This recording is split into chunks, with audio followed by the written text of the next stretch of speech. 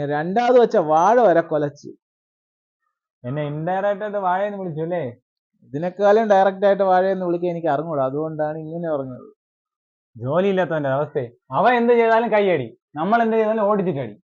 നീ വെറും വാഴ, അത് തേക്കാണ്, തേക്ക്. അച്ഛാ ഓ തേക്ക് കണ്ടാടാ, കണ്ടുപടി.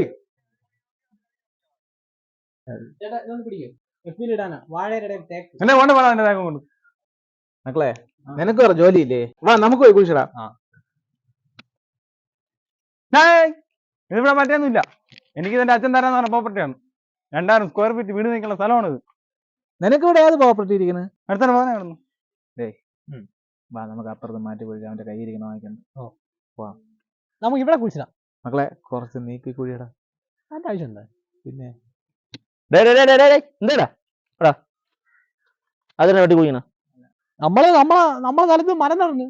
മൂട് നിങ്ങളെ കണ്ടെത്തും, കൊണ്ട ഇലയെല്ലാം കൂടെ എന്റെ മുറ്റത്തുവാ. നമ്മൾ ഇവിടെ തന്നെ കുഴിക്കും. ആരെ പേടിക്കുന്നത്?